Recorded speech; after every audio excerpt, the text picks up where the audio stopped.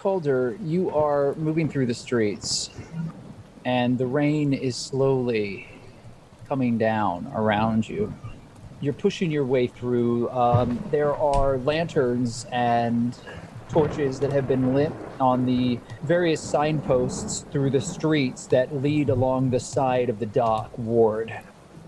The dock ward itself in Waterdeep is immense. It sprawls across an entire segment of the bay and is heavily trafficked by merchants and ne'er-do-wells who are seeking easy coin. It is maintained in a way that allows it to remain functional, but it certainly is not aesthetically pleasing. There are ramshackle buildings that have been built upon other buildings, and everything has a very chaotic tilt to it. The rooftops all have bowing shingles that curve inward, and the general architecture here has suffered greatly by all of the weather and the heavy rains and the salt air. The cobblestone streets that you're working across shuffle underneath your boots as you push across these streets. I would like for Cal to, casually as possible, make a stop by there to sort of see what's going on his way back to Meg to tell her about Elerie. Right. So you've managed to make your way through. As you get closer, you see a large number of the city watch, more so than there's ever really in this area. There are large feathered griffins that are surrounding their masters as they kind of shriek and the mounts shuffle noisily. As you approach, there are probably about 15 guards that are moving in small circuits in the streets ahead of you. There's clearly a single captain that seems to be in charge of the others. And this captain has a shaved head and these long white mustaches that drape down off of their chin.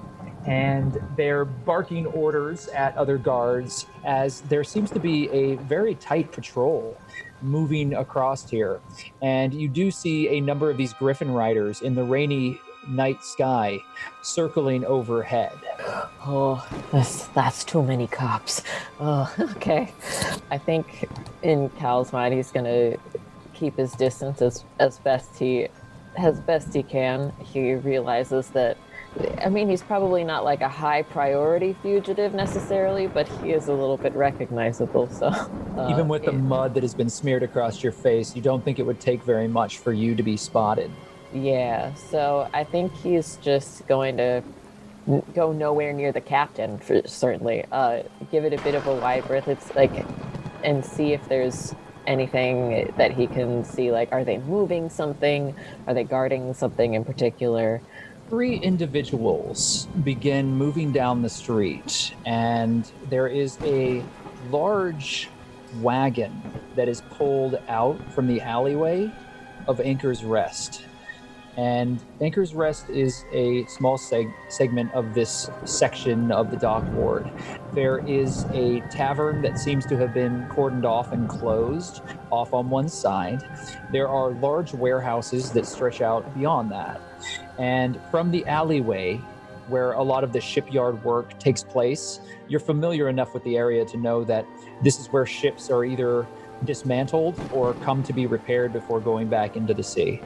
A large horse-drawn carriage is pulled back, and the wagon on the back has a number of cages and crates upon it. And you see creatures and shadows moving inside of these crates. And you hear a number of very strange and unfamiliar growls and movements, as if whatever creatures are within these containers are wholly unnatural. I mean, there are some bellows within it that reverberate through the night air, like terrifying shrieks of some sort of exotic creature that must have come from some far, far distant shore. Nothing that you're familiar with here in Waterdeep. Mm-hmm. And so that wagon pulls out and heads north away from you down the road, the main road. And it has a number of guards walking on either side. You see a well-dressed, handsome man in a red coat and a hat step out from the alleyway with a pile of scrolls and a bag, and is making notations with a quill into a book underneath an awning. Takes a few quick notes, powders the page, and then closes the book, putting it back into a satchel bag. Then you see those three figures that are walking down the street on the opposite side, the southern side of the street from where you came. And they're all wearing powdered blue robes. And those would be, are those the mage's robes? Yep, all right. You recognize them immediately, and the one in the center, you recognize particularly as your client from the mangy dog. Oh, okay. So, how far away am I from all of that right now? Like, am I in direct line of sight here? Do you want to be in direct line of sight? No, not at all. This boy is going to make a break for it in the most chill way he possibly can. Make a stealth roll for me, Calder. Oh, no. Oh, okay, yeah. 22 is very good. You duck behind some large crates that have a number of enormous ropes kind of spooled out on top of them. And you roll yourself backwards silently as you hear the individuals passing by the street near you. There's a murmured conversation happening, and I'll make a perception check for you to see if you hear any of it. You only hear three words: the ship and key. Okay. The three figures, as you're watching from your hiding place, work their way down into the alley and meet the man in the red hat. They begin talking, and you have an opportunity here. Calder, you can get closer and try to listen in, or you can use this opportunity to escape. Yeah. You know what? I'm gonna try to listen. I'm gonna go for it. How would you like to do so? Do you want to sneak forward? Would you like to try to climb onto a building and make your way over them?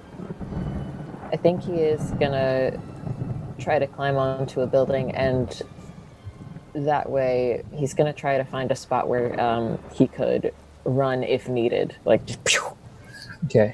rooftop sprint. Go ahead and make an acrobatics check for me, please. Please, Cal. Oh, good. Okay, that's 21. You very nimbly and quietly move your way across the building that you're near. You pull yourself up and work your way across the roof, the shingled roof. Wet, slick with rain, you jump from roof to roof until you are above this group. You then lower yourself down so that you're merely 20 feet away, and you strain to carefully listen to the conversation. And you roll excessively well on your perception check. I take back all the complaints that I've made over the past, 6 weeks. And this is what you hear. Given your unfortunate failure, I am going to take a certain amount of pleasure in reporting back the nature of the situation here on the Sirens Call. I refuse to allow this ship and the secrets that it holds to remain unopened. There is more here than you see. And despite your divinations and promises, all that I have witnessed is incompetency. You don't recognize the voice that's speaking. It seems to be from your perch to be the man in the red hat talking. And he seems to be berating those in the blue robes. Well, hearing the name of the ship, he's suddenly got a laser focus. But I don't think he's going to move until they do. As you stand there then, as you're kind of hanging on the side of this building, listening in very carefully as the rain is just dripping off of you, you think that you're totally hidden in this moment, completely concealed.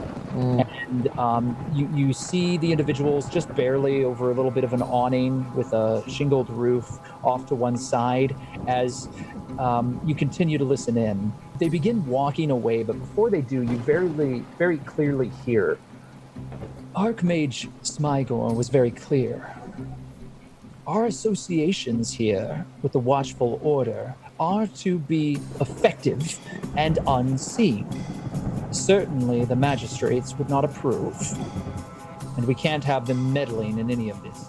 And at that point, you lose the rest of the conversation as the group wanders away, and you are on top of this roof, hanging on to rotten boards, leaning over and spying on a conversation that you have no business listening to.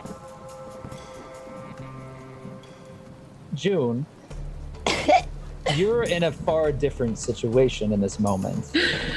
You and your companions have ushered your newfound friend through the streets of the Dock Ward and have made your way up a street known as Fish Gut Alley.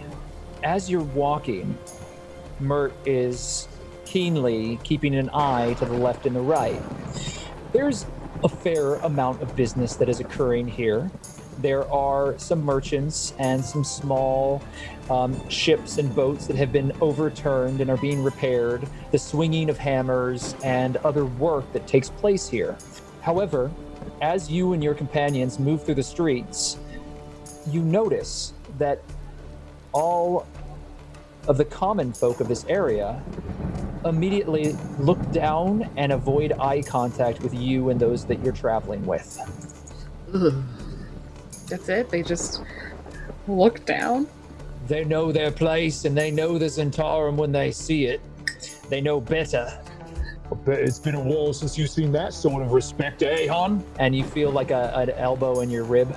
I don't think I've ever had that kind of respect. I'm guessing you've roughed quite a few people, huh? We do what we have to do to make sure that they understand who is in charge here. June can feel like her moral code acting up, and she's like, oh god, just keep it together, girl. I take it you don't approve. Your methods are not exactly what I would use, but at the same time, who am I to judge? That's good to hear. Excellent. The others continue to move through as you continue to walk further down the street. And as you start to approach the area that has been described to you by the battered man that you're dragging behind you, you see a line. A wagon has been overturned. A fire has been set in the middle of the street. And there are 4 thugs, large, muscular, and imposing, with red armbands, all blocking your progress down the street. All right, fellas. And maiden. Strong maiden. Maybe we should find another route, yeah? Let's go through them. And she picks up the individual that you've carried with you, breaks his neck, and throws him over her head at the people in front of you. Mert smiles and draws his sword and starts charging forward as the Dev, the half-elf, rolls into the shadows and throws a series of daggers down the road. You are standing there in the middle of the street as a gang fight has just broken out. Oh, Bretta! What would you like to do, June? Honestly, June just stands there in shock, and then she shakes herself and takes out her thorn whip, and she gets ready. I believe the term is roll initiative, please. I don't want to. I guess the neck breaker is on my side, so. Okay, so 12 on your initiative. You draw your thorn whip, and we'll come back to you. Eliri, you're hanging on the back of the Sirens Call. You look down for a moment, and you see 3 stories below, jagged wood that has been stacked here haphazardly, a broken scaffolding, and you feel the slow rocking of the ship back and forth on all of the pinions and ropes used to hoist it above ground. And inside the leaden glass, you see the silhouette and that single candlelight flicker. What do you want to do? You know what? I think now's the time to really just aggress hard on this situation, just to kind of own it. So she, if possible, would like to use unarmed strike on the window and just crash into whatever party is happening in there. Interesting. I'll allow it. All I need you to do is to make an acrobatics check. You don't need to break the glass. I'll figure out if you can do that here on this side. Oh, your face, God. Well, so it's like, I think about like, well, you know, this is Calder's family ship. Like, how I don't want to ruin all of it, you know. Okay. Stop blowing holes in my ship. Yeah, we need that for plot. It's a very good roll. 19. So you hurl yourself forward, and expecting the window to shatter underneath you, it swings open, and you Sorry? roll into the captain's quarters. The room is dark, with the single exception of the flickering candle, and you smell ash and a strange musky herbal smell that seems to permeate the entire space. I would Roll like to... initiative. Yep, there we go. Oh, goodness. 19. You get to act first. There's a shadowed figure in the corner that steps back away from the window quickly. What would you like to do? They step back. They step back away from you. I'm gonna move forward with my fists up and, what are you doing in the hull of the ship? Roll an intimidation check, please. Rich. Okay. Make an acrobatics check, please. All right. right. This individual, without saying a word, dark cloak wrapped around them. You don't see a face. In fact, you think that the face might be masked. Steps forward and grabs you, pushing you back out the window. Okay, you got me. Surprise! I'm very surprised. Thank you. You topple out the back, and as you begin to fall, Eliri, you realize that you have one opportunity to catch yourself before it's too late. Go ahead and make either an athletics or an acrobatics check. We've been going acrobatics, so we're gonna go for that, and let's see what she does for us. So average. So very, very average. You fall away from the ship, and you don't manage to catch yourself soon enough to still keep a grasp on the ship itself, but you do manage to lash your arms out wildly as you grab onto a part of scaffolding that is hanging nearby. And you pull yourself on a board that breaks underneath you, and then grab onto one of the ropes that is used to hoist the entire thing above ground. You are going to take 6 points of damage as you pull your arms roughly and take some bruises as you fall downward, but you do manage to save yourself from what certainly would have been a horrible death, falling below on the sharpened boards that were below you. And you can see them like 10 feet below you now, just jagged pieces of lumber that have been scattered out here, metal bars and other things that are fully a pincushion of debris below you. And so you're hanging there by the rope, and looking up for a moment, you see this shadowed figure stepping out from the back of the hall, and without any sort of grip, walking across the side of the ship as if their hands were magically attached to the ship itself, and very quickly skitter across like an insect, disappearing away from you. And I'm on the outside of the ship now? Oh, you're definitely on the outside of the ship as rain falls down around you, as you feel your grip like slowly kind of slip away from the rope. We'll come back to you. Inside of the storehouse for the grasping eye, Hawke, what are you doing? I've been knocked down.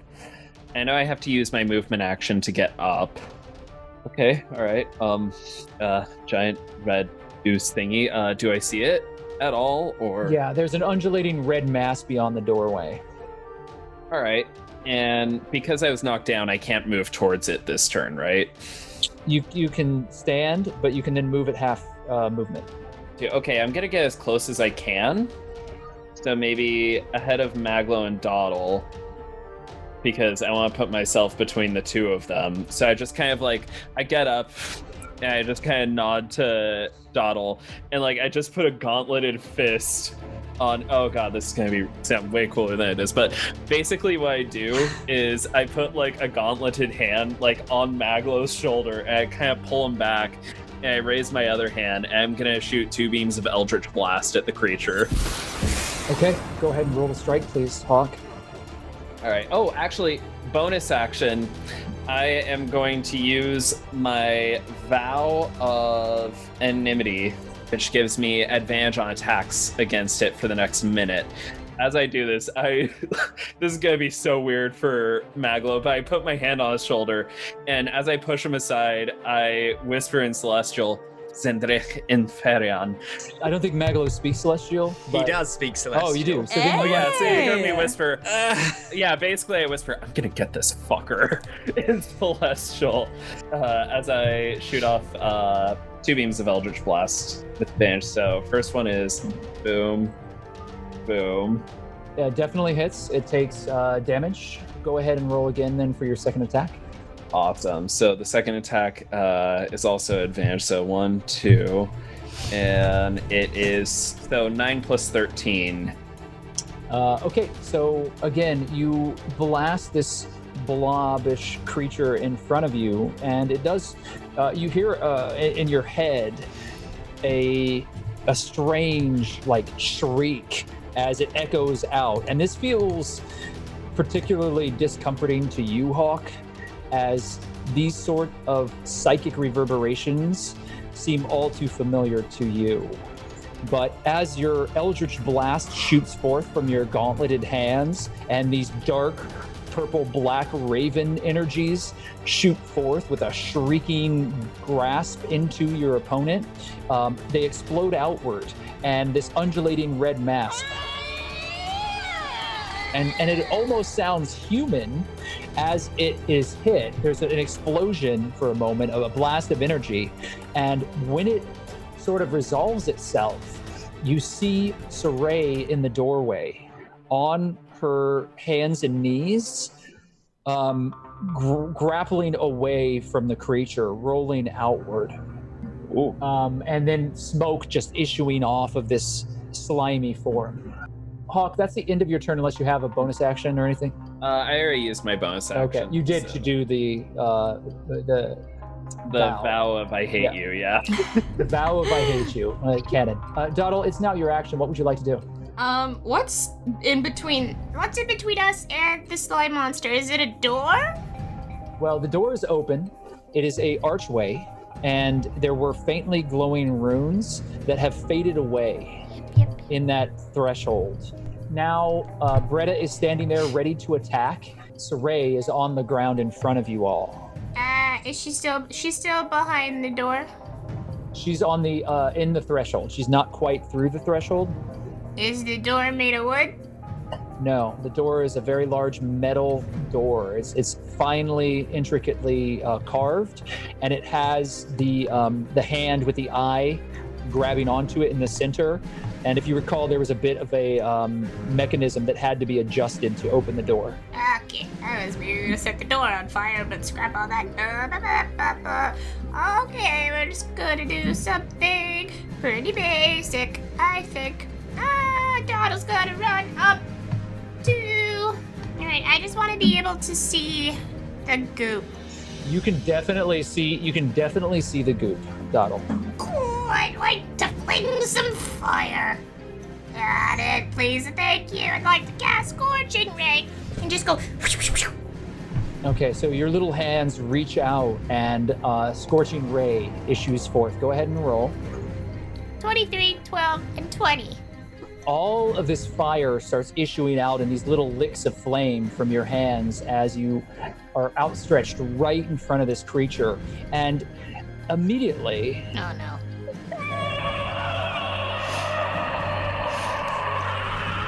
Siraye looks up at you, and her eyes are filled with terror, and her face starts to melt as her whole form and body rescind back into the red ooze in front of you. I'm sorry, what? Oh. That's a lot to process. Okay. I'll have a little trauma from this Oh now. no. So, Oh no. Okay. I know that this was the episode we were all going to be friends from, but I didn't think it was going to be trauma bonding. Not anymore. Where's Saray then? Is she in the goop? You just saw her melt into goop in front of you. Saray's dead. Smoke is issuing off of this red mass, and it is immediately pushing away from you as fast as it can. All right, unless you have anything else, Doddle, Maglo, it's your turn. You witness all this in front of Doddle, and it's the shrieks echo through this entire chamber. I do want you to make another Arcana check as the last of those runes kind of fade away. 17. That is an alarm spell. Oh no. Has it been active? Beans. Like, is that last rune dying out mean? Is that like on a timer? You did not roll well enough for me to tell you the specifics. Fuck. I can't use a flash of genius to bump that up to a 21, can I? Not now. Not it's way now. too late. Yeah. Fuck. Right, we don't have time for this. Maglow's gonna, again, puts his hand in his bag and pulls out what looks like a small hob, like an oven hob, just a singular one on a little wheel. And he's gonna, he chucks it toward the slime, and the as it hits the ground, the little wheel like and then goes to underneath the slime and then explodes as it like fills with gas, and then the hob clicking like explodes it out, and he's going to cast Flaming Sphere on it. Which, All right. It needs to make a dexterity saving throw. Which it probably will not. What about Saray? No, it is not. Would I also need to make that throw? We'll get to you in a moment. 5-foot diameter sphere of fire appears as it's being produced by this thing. It takes 2d6 fire damage. Please roll the damage. Doodle-doo. As you hit right here. 7 average. Well, slightly higher than average. All right. So while all of this is happening, Bretta looks to all of you and nods. Oh yeah, that's it. Keep attacking it with fire. And she smashes a vial of oil onto her blade and hits it with a stone. And the blade immediately ignites into flame. Cool. And she turns and swings this massive blade into the darkness, pushing you aside, Doddle, swinging at the center mass of this and taking a strike from one of the pseudopods as it lunges out at you. She swings in front of you just in time as her blade slashes through this red ooze, and with the flame upon it, it immediately shrieks and pulls back again as it's pushing itself as far back into the corner as it can go. At the end of the round, immediately the red ooze starts to disappear, and there is a small grate on the floor that you can see that it's rescinding into. The room is now mostly open. Bretta pushes forward. Saray, you're lying on the ground. Mm-hmm. And I need you to make a sleight of hand check, please. Mm-hmm. As you lie on the ground, Saray, you realize that you were very lucky, because the room that you're in currently has a metal vault door in front of it with another of those metal hands with the eye inset into the center of it. Mm-hmm. And there is a white orb in the center there. Mm-hmm. And the orb looks as if it is slowly moving around. Like it's moving, like seeing. Yes, but only at eye level. Okay, You're so on the ground. I'm gonna stay down, and I'm gonna try and go up to the door All right, so you crawl towards the door. and stay out of its vision. Make a stealth check. Does it seem like it could hear? You don't know. I can roll on it with advantage on stealth. Did 2 Yep. roll? Okay, good. Yeah, give me that 25. baby. 25. Yeah, so good. All right. That's right. So You very carefully realizing where you're at, you roll yourself over to the door, and this white orb is still moving back and forth, almost mechanically. It reminds you a little of Busby and the way that Busby scans areas, and this white orb is just moving back and forth. Okay. Can I like see, is there like a light or is there like something that I can see so I know what way it's looking, or is it just like the pupil of the orb? There's a faint light, but there is a pupil as well, and you can watch as it moves back and forth. Okay. I'm gonna try and come up to the door, and I'm gonna inspect it, and I'm gonna see if A, it could hear, or if it could just see, and B, if there's a way to like unlock it or trigger it or whatever without it seeing anything. There is a small inset about the size of a coin underneath this eye. Mm-hmm. It seems to take some sort of item Mm-hmm. that acts like a key. Mm-hmm. The eye does not seem to be based on any sort of auditory trigger. Okay. It seems to be sight-based only. Okay. I'm going to call back. Don't come in here. The rest of the group, you hear Saray's voice kind of echo through the chamber quietly. Don't come in here, as the shrieking of this ooze dissipates and it moves down the drain, disappearing entirely. The room is now clear. You're out of combat. Is that real Saray or goop Saray? It's real Saray. Okay. Don't come in here. It's a trap that is based on sight, and I managed to get through, but I have a feeling if it sees you, it might warn someone. We also have another problem with the fact that in opening this door, we've accidentally triggered an alarm, which is, I think, just about to go off. So we gotta get what we're here for and get the fuck out. Oh my god. The lad is absolutely correct. We've got to move quickly, Saray. Does anybody have a paper bag? Do any of you know illusion magic? Me? Why? What? But I can't make. Maybe we can use illusion magic to get this thing to see something else. Also, there's a hole that looks like a key or a coin goes here. Is there anything in that other room that you can see? Yeah, I could look around. Hawke, you start looking around. Do you open boxes and crates? Yeah, I'll start opening boxes and crates. So you open a box, and inside of it there are wicker baskets full of snakes. Black writhing masses of snakes kind of greet you as one of them lunges at you just as you close the top back down. I close it. Whatever you guys do, no matter what, do not open this crate. Okay. There's a treasure chest that is locked. Oh. There's a treasure chest over here. I can't open it though. I don't have the key for it. Keep looking. What about the other crate? Is there anything in there?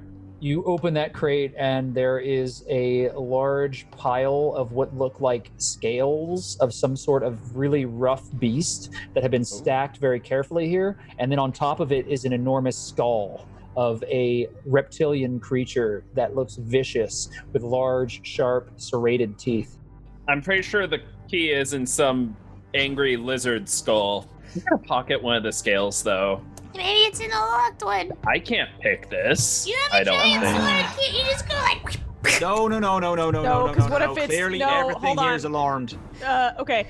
I'm gonna check. No kidding. Can I check the lock and see if I can pick it? Is this something that I'm able to pick? It is a complicated lock, but you can certainly try. Fuck it, I'll try.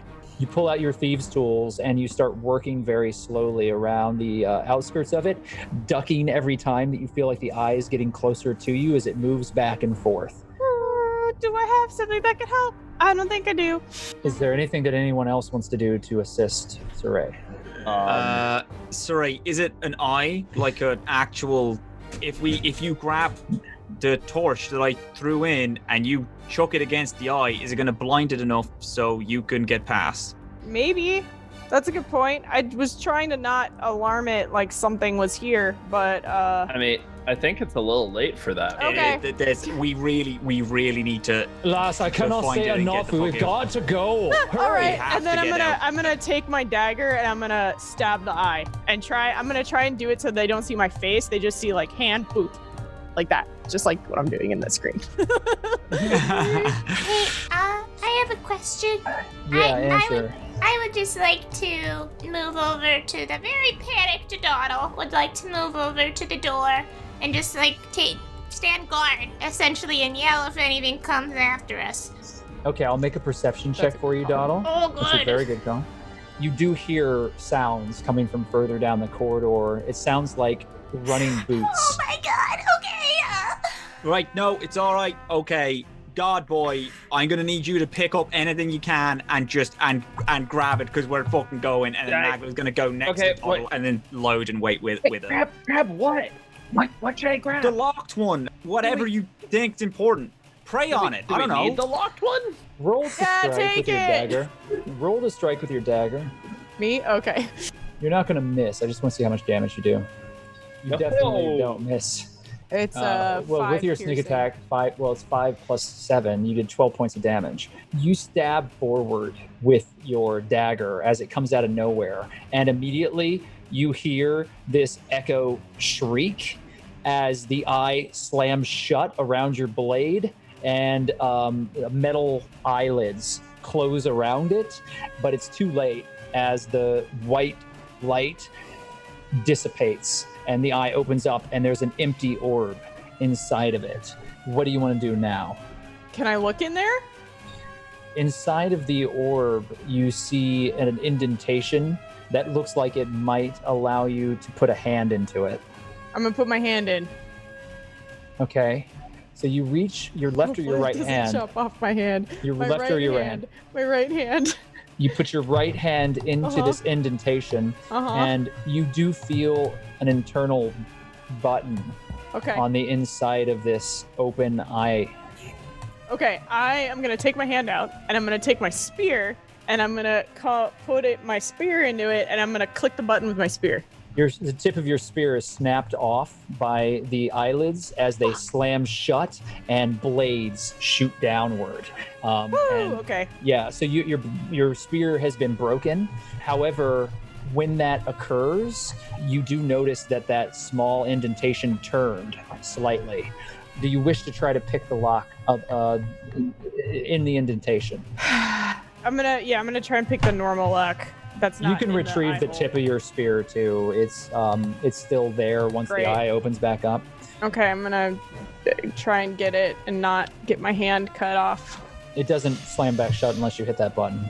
Okay. Cool. I'll just get my spear out, and then I'll try and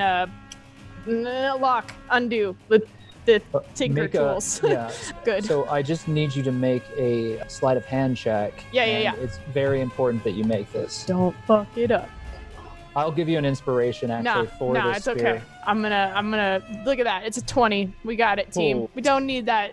Take your inspiration back. You still have the inspiration, but if you don't want to use it, you can just let it sit on your sheet, okay? Because using the spear saved your hand. I was going to take it from you. Oh. You take your tools and you start working your way around it, and it is a very complex, very difficult lock. In fact, it's one of the more difficult locks that you've ever dealt with. However, you do slide the trigger just in time, and you realize that because of the way that the eyelid slams shut, it actually offset the tumbler just enough to make this possible. So when you work your tool along the side of the lock, there is a clicking noise, and the doors swing open. Okay. And in front of you, you see a massive steamer trunk Mhm. that is sitting in front of you, and there's a lock upon it. Oh, fuck. Is it the red one? No, it's another box. Hold on. But you can come in here now. And I'm gonna go and I'm gonna get to work on the other box. Go ahead and make a sleight of hand check, please. And then I'll come back to you.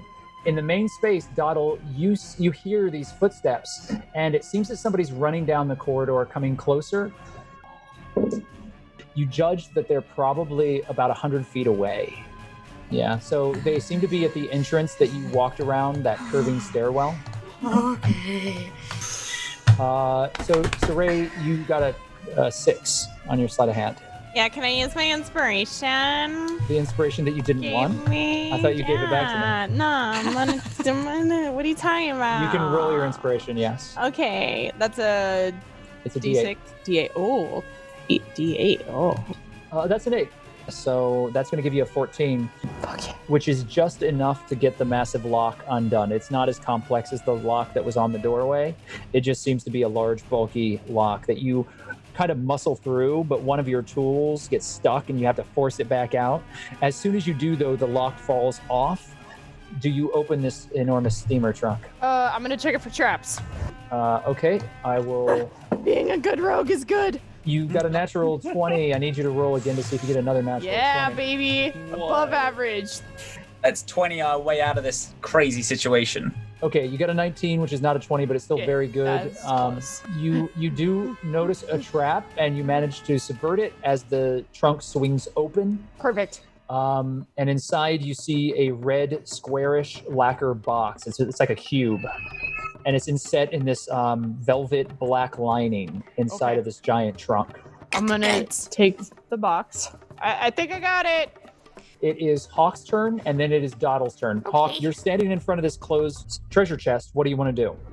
Are you guys sure you want me to grab this? I mean, like, do You we just really hear need it? Saray go, yes, take it. All right, I'll pick up the chest. Listen, they're a gang of villains, right? That do bad shit. We take the giant chest, they can't use it. I guess if you put it that way. You grab onto the chest, and you are wholly encumbered, Hawke. You feel Bretta push up next to you, Maglo. I'm afraid we've lost any sort of time. We're gonna have to go. Hey, Saray, you gotta get in here. Doddle, it's now your turn. What do you want to do? Okay.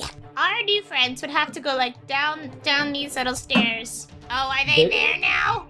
These are the stairs that they're headed towards. This is where the sounds come. Okay. So they're on the map. If you look, they've entered in, Yep. and they immediately knew where to go. Yep. So they seem to be running right to this room. What would you like to do, though, Doddle, as you hear the footsteps coming closer and closer? They seem to get a little more cautious as they get further down this hallway. I'm gonna grab Maglow's pant leg. I don't know what to do. Lydon, this is a fucking wall situation. Don't tell the fucking god boy, but I'm panicking myself. I have no idea where we're taking that fucking chest, but I'm just losing my fucking I don't mind. hear any of this, but my voice is beat right. I'm like, I got this. Oh, I don't need help. Hey, Lydon. Busby like crawls onto Maglow's shoulder, and he takes Busby off and then puts it onto Doddle's shoulder. Have this. It'll be fine. He'll take care of you, right? Just get all of the fucking magic that you have, and as soon as you see anyone, just blast them with it, all right? Okay. I'm actually. I think I'm gonna run out the door then. Try and meet him. Buy us some time. Bretta goes with you, standing right next to you. Oh, thank God. I like the cut of your jib. I don't think my jit has any cut yet, but thank you. Jib, I think it's cutting jib. into my jib. Cut of your jib, lass. I don't even know how to Don't say you his speak the face. common tongue? And she flings herself up against the wall, ready to swing as soon as somebody comes by. You hit them with your fire pellets. I'll swing for the fence. I had a different idea, but Whatever works, just do it. okay. I believe in you, girl. Do it. Oh, thank you. That makes one of us. All right. How far can I get? Yeah, you can get about there. Bretta's a little bit in front of you, but she can move out of the way if you have to fire something. She's gonna want to move out of the way. All right, so she stands just off to the side. This is something the Baldur's Gate taught me. Can I dash? Because that's all I really want to do my turn is to run, right? Yeah, so you can absolutely use your entire action to run, and then you double your movement. Look at me learning how to play D&D. I want to double my movement, please. The downside is you wouldn't be able to fight. Well, I Until can't your fight next anyway turn. because I'm not there. Perfect. Then here you go. As you do so, Doddle, you hear voices as they push closer and closer to you. I heard something down here. It's over here. They must have broken into the vault. And you start creeping forward. How far up here do you go, Doddle? Do you go another 30? You know what? Do we want to be dumb? Does Momo want to be dumb? Of course Momo wants to be dumb. I'm gonna run right in front of them and go, ah, goblin! All right, so I'll give you the shout, I'm a goblin, for free. I do need you to roll initiative. I need everyone to roll a new initiative. Does it count as gonna roll an intimidation? Probably not, right? It's probably No. not. Yeah. Who rolled Oh that my- natural one? Was Oh, it Hawke? fuck me. Oh, no. Okay, thank God. That was me. All right. Pick the second one. I'm gonna. It looks like I have a little inspiration thingy here. I don't remember what I got it from, but So close to being a second one. You want to use it on your initiative? I would like to. Yes. I Alright. don't remember where I got it from though. So people I'm might okay with comment, that. but I'd really like to not be acting last. So I'm gonna use it, and that just means I can roll twice or add No, something. you're gonna roll your inspiration, which is gonna be a D8. So add that to your previous roll. So that's 7. dirty 20. So dirty 20 it is. So you're gonna operate at the same time as Maglo. And then whichever of you has the higher dexterity can go first, or you can decide amongst yourselves. I really don't care. How many guys are there? So I can tell you now that you've turned the corner as you run forward shouting, goblin. There are 4 individuals in what looks like patchwork armor with breastplates and shields, long swords, and helmets as they continue to push down this corridor towards you. One of them is holding a torch in the back row. The others all have their swords drawn. Oh, good. Good for And you them. notice very clearly the red armbands that the grasping eye wear. Okay. And with that, we're going to take a very short break. So everyone can take Thank you. a 5-minute bio, and then we're going to come back and we're going to continue. All right? Why am I so stressed? Hi, everybody. Wow. Can I show you guys the work that my Saray and Eliri arm wrestling? Yes. Okay, okay. yes. Oh, sure. Alright, so there's Oh, it's so Oh my gosh. cute. That's beautiful. Oh so like look different stances. Look. Cute. Did you use some kind of reference for drawing the back of somebody? Because I can never do it. No. Oh, that's incredible. That's awesome. Intrigued by what's going on. Celebrating. And then I'm still getting the call. Oh, the that's Calder. so cute. That's Oh. so good. My favorite though I'm is so Doddle excited. freaking out. Very good. My favorite is always Doddle freaking out. Yeah, whenever Doddle's freaking out, that's straight up just me freaking out and just channeling it. It's just my dumb little goblin. Love that for you. Oh, you okay? Huh? Oh yeah, I just was like, I was a baseline stressed, and now we're in a fight. So it's just like the stressed out icing on a stressed out cake. Oops. It's good though. It's good though. I'm having fun. I'm about to fight 4 armored dudes 3 times my size, and I'm gonna get another coffee. Mike, you're my favorite person. You're my favorite person. We're always on the same. Kaz, are you kidding? So Okay, you too. it's bibimbap, and I have it Are came you with joking? and it's chicken with it. Oh I my love god, bibimbap. that's I'm good. in a small Canadian town. There is no Chipotle. Chipotle. Kaz is eating Korean, so I'm jealous. I was in a small Washingtonian town with no Chipotle or Taco Bell. My life was hell for a little In while. this I don't think I've tiny ever heard the UK word. land, we don't. The Chipotle hasn't made it here yet, so we don't have them. Oh man. When you come to visit, we have the best street tacos on our corner. I believe it. I do love those They're tacos. the best. LA has the best Mexican food. I've been told LA food is like really good. We have okay Mexican. The only thing food-wise we're really known for, we have good food, is barbecue. Yeah, barbecue. Sorry to cut it short, but we need to keep moving if we're going to hit it all. So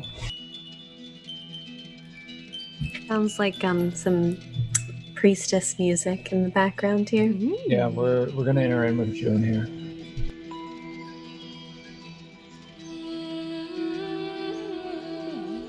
A rain of white flower petals skip across the breeze, drawing across your vision as you kneel on the soft bed of moss and leaves before the circle of stones that surround you, June. Juniper of the Eternal Grove, you have stood watch and guarded this place much of your life. You are a child of nature, bound by oath to the god Sylvanus, the Oaken Lord, the Forest Father. Together with Shantia, the Earth Mother, life grows anew. Each season turns, and the great balance is kept. The clerics and the druids that work amongst the Emerald Enclave spend their lives seeking out the will of their gods, helping to bring back a balance that is sorely tested in these days of innovation and progress. As humanity moves quickly, developing the land and building great cities, nations that harvest all of the gifts that the mother and the father offer and use them to build walls, divert rivers, conquer mountains, creating castles and forging stone and metal to their will. With the slow, wandering descent that has befallen your elven allies, it is a fight and a battle that is hard won. They have rescinded from the world, retreating to ancient secretive groves. The wood elves that you once called ally are hidden from the world, and as they have left behind a legacy, that legacy is languishing without their care. And it is upon those of the Emerald Enclave who would enforce the will of the Oaken Lord to keep the groves and the places of the world safe, to shelter the places of great magic that tap into the natural fountain of weave that occurs in the most untouched regions of the wild. Your life, Juniper Creed, has never been easy, but it is one that has been rewarding. You have learned grace and connection with the world around you. The ancient druidic circle that controls this grove is known as the Elder Circle. Seated firmly within the large expanse known as the Emerald Enclave. And the Elder Circle has worked for many years to guide you and to see you upon a path that would expand your deep and lasting connection to Sylvanus. But there have been dark omens of late. And on the wind, as those gentle white flower petals flicker through the breeze, and you pray within the grove, the ancient stone circle, you watch those petals as they turn to flaming ash. The grove burns around you, and you hear the shouts of all of the companions that the Elder Circle has gathered. The roar of a great bear as it is speared through, its blood pouring in heavy gouts from its neck. Agonized, painful growls as the magnificent, lumbering beast falls. The filthy horde has broken through the defenses, and the sacred grove is being defiled. Flame licks all around, and from the trees a hail of arrows rain down upon those who would breach these sacred places. and break the balance once again. You watch as steel helms and mail move forward, their swords and their shields working swiftly, and you walk amongst it as if in a dream. You see, Juniper Creed, you are not there, but you are witnessing it as you walk amongst the carnage. This vision has been gifted to you so that you would not forget what they are capable of, what they have done, and what they will do again when given the opportunity. Tears stream down your face like rivers as the bloody screams of the druids reach your ears. An armored figure throws a young child across the grove, their body crumpling underneath the weight. The sword finds its home quickly. Trees creak and fall under the weight of enormous axes as they are felled here, not for lumber, but for destruction. An old man is pulled from a leafin hut and dragged into the middle of the road, screaming outward and reaching, yelling. He is silenced as well in front of you as you continue to walk amongst the carnage and the flame. Large oxen pull carts, trampling through these untouched places, filled with the artifacts the druids held sacred. Magical stones and crystals. On top of it all, you see the shield of Sylvanas. An ancient, wizen face, as if grown from a shard of bark, with green moss and leaves worked across it. You had prayed to it often, and Giver of the Eternal Grove had taught you some of your first lessons underneath its gaze. Arabella, Sister of the Thorn, had taught you to fight while it watched on. And Arawick, the Wanderer, spoke to you of the world beyond, and your calling when the time had come. And as you move through the flames and bloodshed, the shield of Sylvanas is screaming in agony, its face contorted, its mouth open in a silent, mournful pain. The pain of a father watching his children being slaughtered. The crude, armored men work their way through the crowds. None live. Nothing is left unspoiled.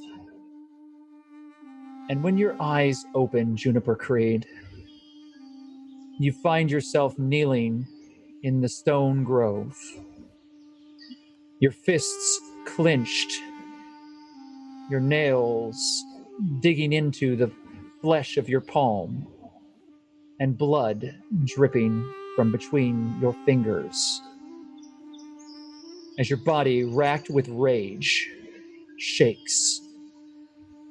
In the gentle wind of autumn that blows through the grove, you feel the presence, Gilver of the Eternal Grove.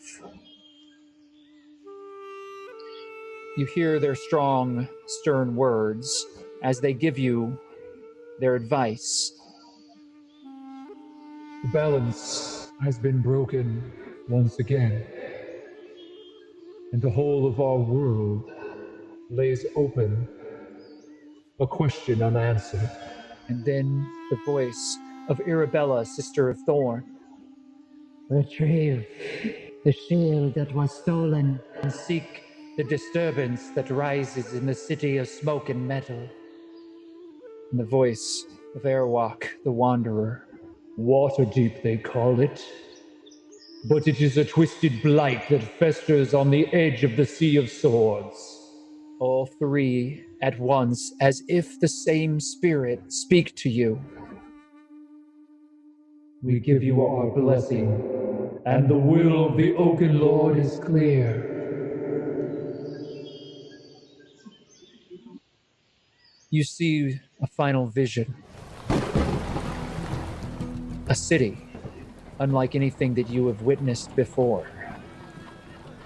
Enormous walls, 1,000 roofs upon 1,000, and the endless sea of swords beyond, with sails as far as the horizon. Waterdeep, they call it.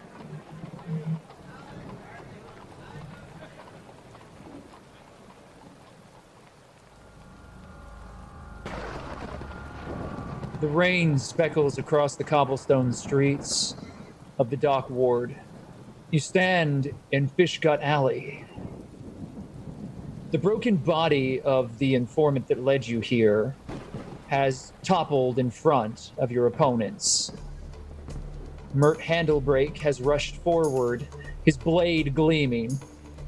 Utra Soul rushes forward with an axe, and a cloud of daggers flies out of a shadow as the half-elven rogue known as Deeve continues to attack your assailants. The Grasping Eye, 4 powerful warriors, some of the best perhaps that they have at their disposal, here to teach a lesson to those that would pry into the secrets that they hold dear. What was your initiative, June? I believe it was a 12. Mert acts first, rushing forward and striking at one of the opponents. His sword connects, and blood gouts across the opponent's chest as they stumble backwards. Mert spins and follows it up with the back of his hand as he presses the individual forward. A shower of blood and teeth shoot out of their mouth as they are struck roundly in the face by a set of knuckles that are wrapped in steel. Uthra Soul, the barbarian, rushes forward in a fury. Her axe swings and catches into another opponent, and immediately they begin brawling in the street, blade striking blade. A dagger catches another opponent underneath the jaw, and a fourth rushes forward, crossing the distance and headed directly towards you. What do you want to do? As he's heading towards me, I'm gonna whip my hand back and shoot out my thorn whip to catch him at the ankles. Roll the strike, please. Ah, it's a 9. You strike your whip outward, but your opponent seems prepared and leaps over it, rushing closer and closer to you. Is there anything else that you would like to do on this turn? Do you have a bonus action or anything else? She's just gonna... as he's coming, she's just gonna jump over to the left a little bit. Okay, so you move away, trying to escape your opponent, and they do have to work to get closer to you as they continue to run. They are going to strike out at you, June. They do hit.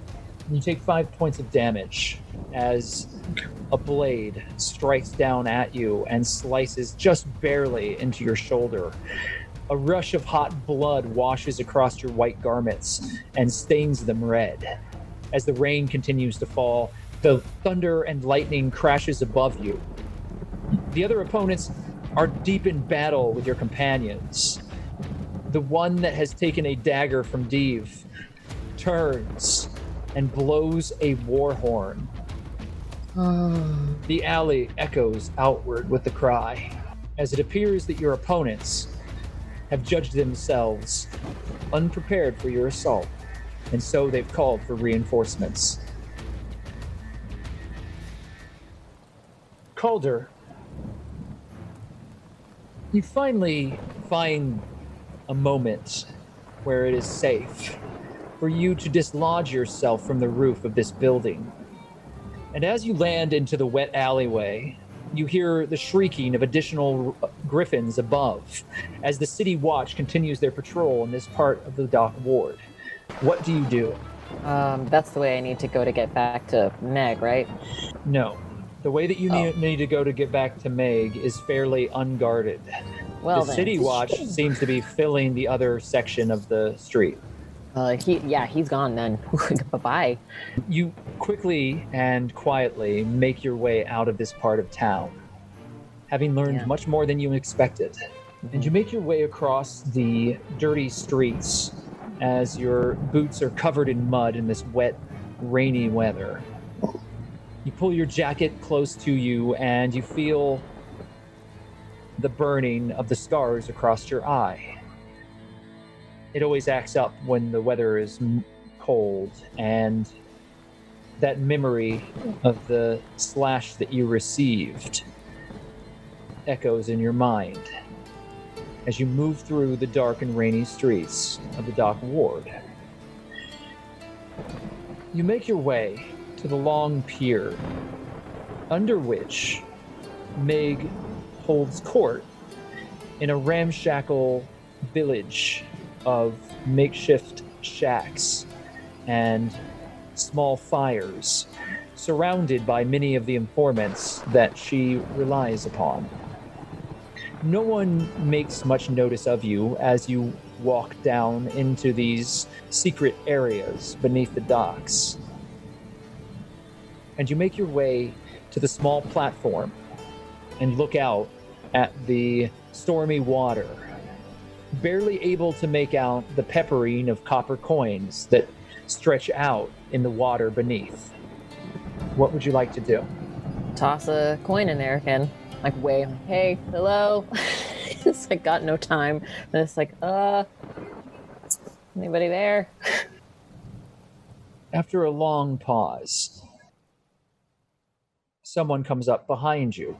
The water doesn't change. Well, Cal would instinctively like, oh yeah, hold on.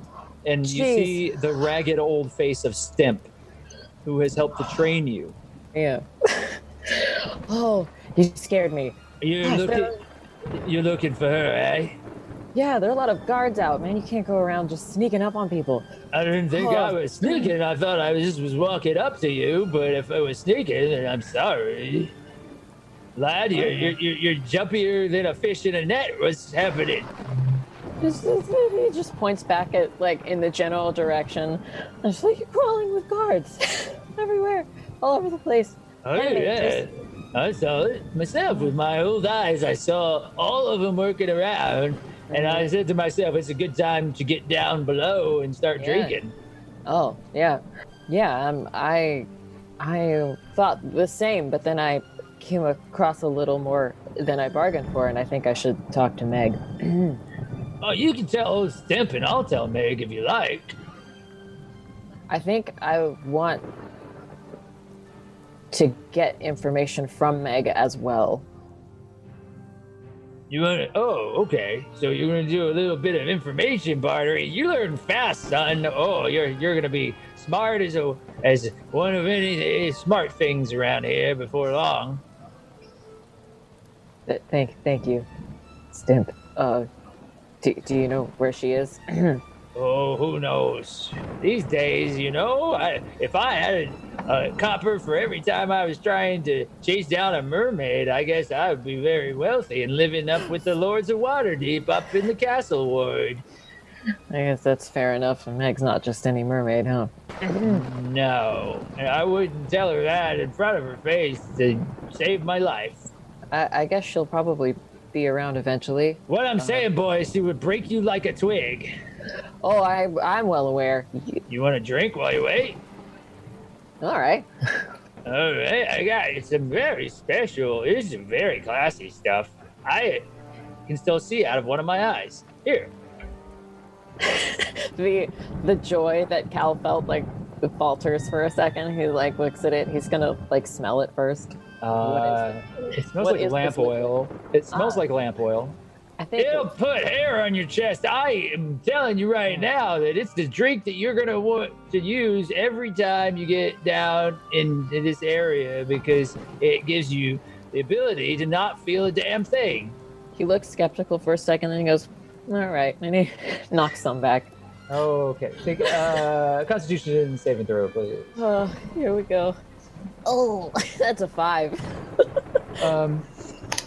You take a deep pull of what you are fairly certain lamp oil is a key component of. Yeah. And it's thick and very oily, and it goes down your throat and burns the entire way as if it's on fire. And so immediately, you start to cough a little bit, and Stemp starts kind of chuckling and kind of smacks you on the back once. The two of you sit there, and I don't know how much more you pull on this, but he regales you with a tale of his current workings within the dock ward as he's traveled back and forth doing filthy mage's work, collecting coin and information. Nothing of consequence really, but he seems to be trying to keep you busy. I'd like for you to make an insight check, please. Insight's not my best. Oh, but that was a 20. Yeah, so even though you got a -1, you still rolled a natural 20, which means that Calder, I need you to roll again to see if you get another natural 20. Oh, Jesus. There we go. Push the button. No, that would be a 9, so not a second natural 20 this time. Yeah, you didn't get another one, but you did get one natural 20. You don't think that Stemp is as drunk as he seems to be. And that immediately sends you down a very frightening train of thought. If Stemp isn't as drunk as Stemp seems to be, and is sitting here feeding you very, very powerful alcohol that most likely, if you drink much more of it, is going to knock you out. What is it that Stemp is trying to do? Oh no, I liked him.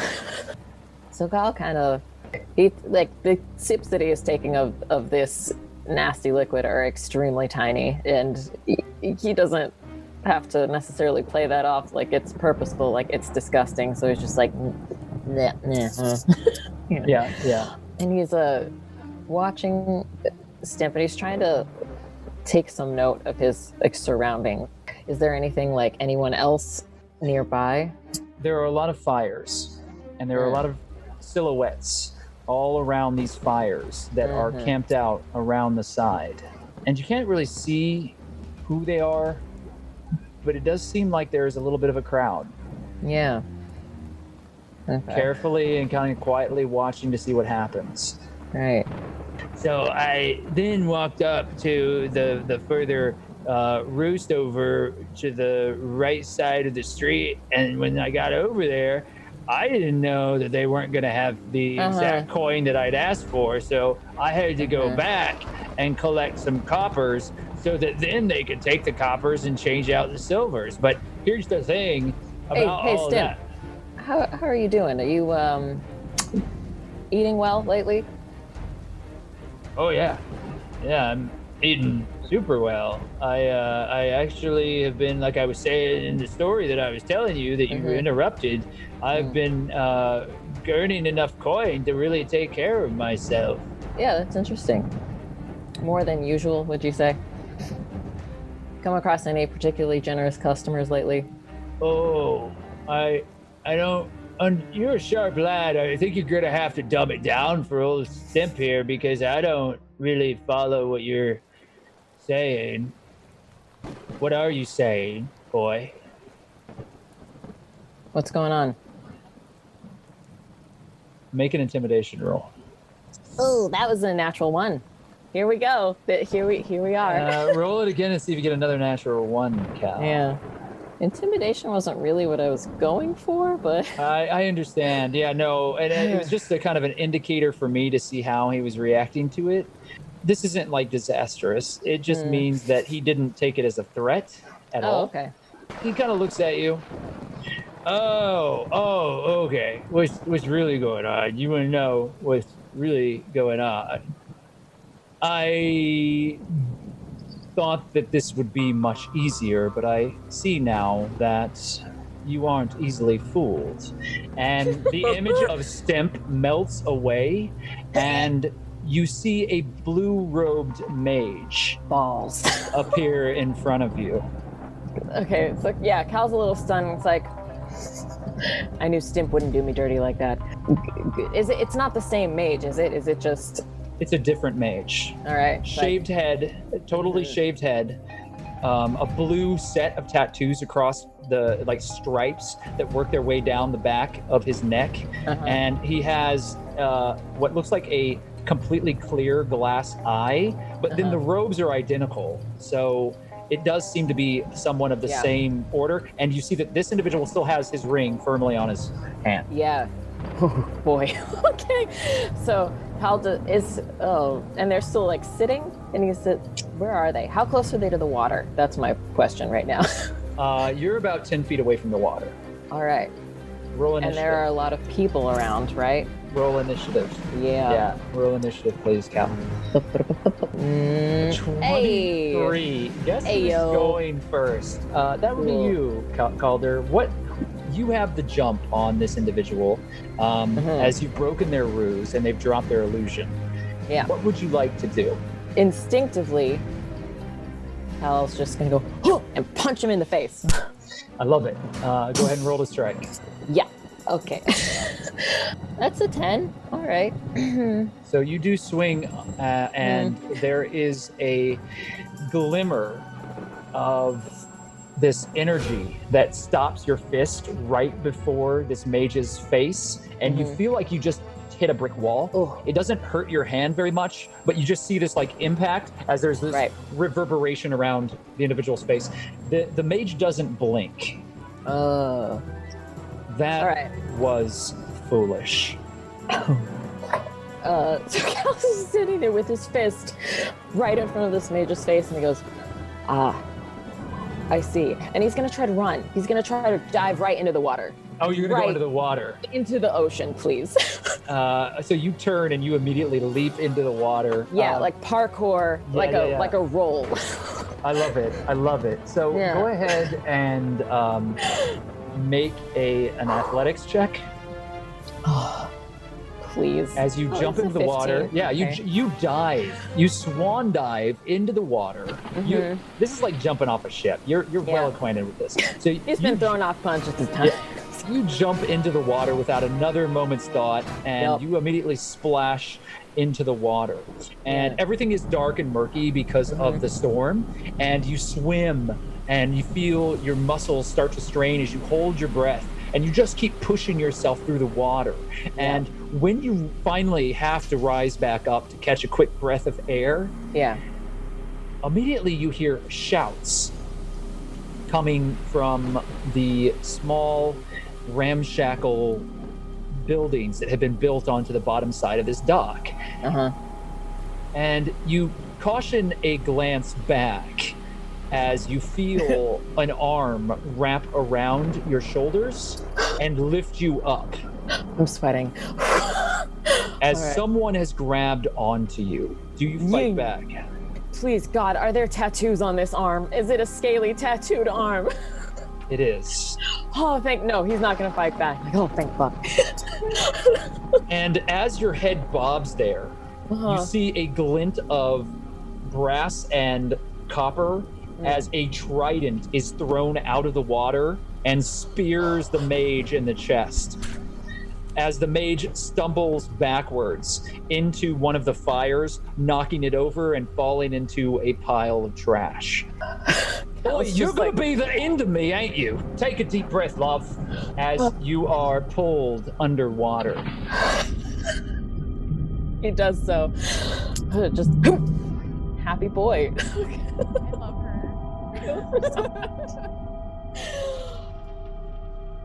Eliri, you're hanging from a rope off the back end of the Sirens Call.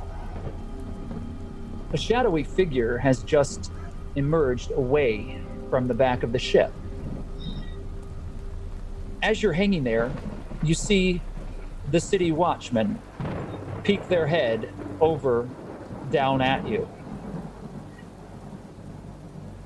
In the name of the watch, stay where you are. By the masked lords and all of the code legal, you are under arrest. I'm hanging by the rope. You're 20 feet down from where these guards are. It's about 10 feet to the ground, but there is very ragged looking debris beneath you, and it would be very dangerous to just drop. There are scaffoldings that are very precarious looking to your left and your right. You could try to swing to one of them. You could climb your way back up and deal with the guards. Or you could try to somehow drop safely below. The choice is yours. Eliri, let's go with the rope. Fair enough. So that sounds to me like you would like to make an acrobatics check. Yes. That's a natural 20. Woo! Yes. Okay. Woo! All right. Eliri, build that momentum. So she just lets go of the rope. Nope, not today. And I'd like for you to roll again to see if you get a second natural 20, because we do have house rules here. That's a dirty 20, which is not the same, but still a very good roll. Congratulations. So tell me how you fall as you drop down. Why don't you describe how you get out of the situation and land safely below? She lets go of the rope, but uses her ankles to still hold on to it so that she kind of can use that to just give her a little less of a momentum from hitting the ground, and she does like a backspin or a back dive, as she would probably know it, onto the ground without harming herself, and just a little kind of like, ha-ha, afterwards. In the wet air of this alleyway, you are free from your position, but you do not have the head of a city watch. Yeah, I'm aware. I got that. I'm gonna get it. How are you going about that? Eliri would like to go back to the spot that she dropped off all of her weapons, and just kind of would like to reconvene with that guard, because he's going to be looking for her, she presumes, and all of that. She wants to make sure that at least she keeps this facade that she's supposed to be here and that she's doing, her job or something. So she's gonna go cash in that. So you visually make eye contact with that captain, but that captain is not near you. There is another guard standing about 15 feet away from your equipment, and all of it's there. And the guard just kind of like looks at you through the side of their eyes and then kind of continues to survey the rest of the street, paying you no mind. You gather your things, and you do make eye contact with the captain, and the captain goes about his business. What would you like to do now? I'd like to go talk to his crew really quick. So you make your way towards a small grouping of these City Watch? And I just want to say, hey, there was something out in that back alley. Looked like somebody, like wearing a mask and some robes. They were poking around the ship like they shouldn't have been. You know anything about that? The guards look at each other, then look back to you, and half of them rush back into the alleyway as another one looks to you. You're certain that you stole what you stole? Oh yeah, definitely. There's a candle lit inside the ship and everything. Like, really don't think whoever was in there was supposed to be. The guard, as she looks at you, turns back and then walks over to the captain and starts talking to the captain. No one seems to pay much mind to you. Do you wish to stay here and wait for them to return, or are you going to hightail it out? I'm trying to get that head. There are a number of guards that are patrolling in this area, so if you wanted to try to sequester one into an area, you probably could. Goodness, this feels like I just get to pick from the apple tree what guard head I'm gonna be taking home. You're in the middle. You're in the middle of a barrel of fish. However, right. I will remind you that you're in the middle of a barrel of fish, and that these fish could very easily kill you. So I'd like to, since I'm kind of in the middle of it, I'd just like to start planning my escape route of leaving, with and still feeling like they. The facade is like I was here for them and now I'm leaving, so I'm going to like kind of look over at the captain and the captain's, whoever's hanging out with the captain, I'm headed out. See you later, captain. Okay, so you make a big deal out of that and you walk away, and the captain looks at you distastefully and then continues about his business. I have to make my way immediately back to the grasping eye, so I'm going to start my path that way, but I would like to see if there's any guards or any opportunities along the way. As you're moving along, you do find a small group of guards that are spread out and currently moving around the area of the dock ward that you're walking out of, and they seem to be questioning standers-by. Individuals that are just moving through the streets, they stop and they start asking questions to. You watch as one of the guards, as you're observing all this, one of the guards, she turns away from an individual and looks around kind of suspiciously and then walks into an alley alone. Honestly, nothing about this feels right. I think, I don't think Eliri can do this. Okay. So what does Eliri do? She continues walking, just kind of feeling the pressure of this situation now, like getting even bigger. So as you're walking through the streets, kind of deciding what you're supposed to do, what you should do, things start moving their way through your mind, and the cluttered thoughts that you have all seem to go back to your encounter with Teetlebom Moosenik, as the shrieks of pain echoed through that alleyway as you ended his life. He was pleading for your mercy, and you had none in that moment. And now you think back to all of the weight that has been placed upon your acceptance into this guild so that they can understand that you will operate as they expect. Having to prove yourself by killing a guard, part of the city watch, which is a capital crime to say the least, but also morally very difficult, as none of these guard have directly done anything to you, have not caused you any sort of pain or impinged upon your freedoms in any way. Teetlebom was perhaps an act of self-preservation, perhaps. Murdering a city watch is pure and utter evil. With no connection to reason, doing so is a vicious act.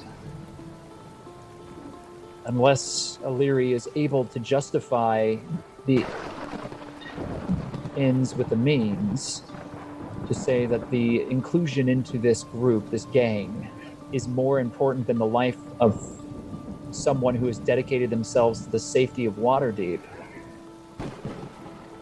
It's not an easy question to answer, and as Eliri walks through the rainy streets of Waterdeep, she realizes that her time is running out.